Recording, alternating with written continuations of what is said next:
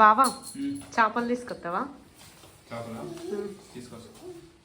ఇది సండే రోజు blog. Sunday రోజు మీ ఇంట్లో స్పెషల్ ఏంటి? ఇప్పుడే మా బావ బయటికి వెళ్లి చేపలు తీసుకొచ్చేసాడు. చాలా మందికి చికెన్ కంటే చేపలు అంటేనే ఎక్కువ ఇష్టంగా ఉంటుంది కదా. అదర్ స్టేట్ లో ఉండే వారికి ఫ్రెష్ గా ఉండే ఫిషెస్ అయితే దొరకడం చాలా కష్టం కదా. మేము ఇంటికి వెళ్ళామనుకోండి ఎక్కువ ఫిష్ కే ఎక్కువ ప్రిఫరెన్స్ ఇస్తాము. మా ఇంటి వెనకాలనే పెద్ద చెరువు ఉంటుంది, అది కూడా మా రిలేటివ్స్ దే. మా బావ పొద్దున్నే లేవగానే చెరువులోకి వెళ్లి ఒక 2-3 కిలోల చేపలు అయితే తీసుకొస్తాడు. కొన్ని పులుసు కొన్ని ఫ్రై చేసి 2-3 రోజులు మొహం ఎరిగేంత వరకు తింటాము. ఎండాకాలం వచ్చిందంటే మా సైడ్ చేపల సీజన్ అనే చెప్పాలి. రోజు చేపలు పడతారనమాట. కిలకి 50-100 అంతే తీసుకుంటారు. అందుకే చెరువు దగ్గరికి వెళ్లి మరి అందరు చేపలు తీసుకొచ్చుకుంటారు. లాస్ట్ టైం నేను ఫిష్ కర్రీ చేసినప్పుడు అక్క తలకాయలు తీసే భయమేస్తుంది అంటూ కామెంట్ చేశారు. ఆ కామెంట్స్ మా బావ చదివినట్టుంది, అందుకే తలకాయలు లేకుండా తీసుకొచ్చాడు ఈసారి. మొత్తానికి మన చేపల కర్రీ రెడీ అయిపోయినట్టే. ఇక ఫైనల్ గా జీలకర్ర మెంతుల పౌడర్ అలాగే కొత్తిమీర వేసుకొని తినేయడమే.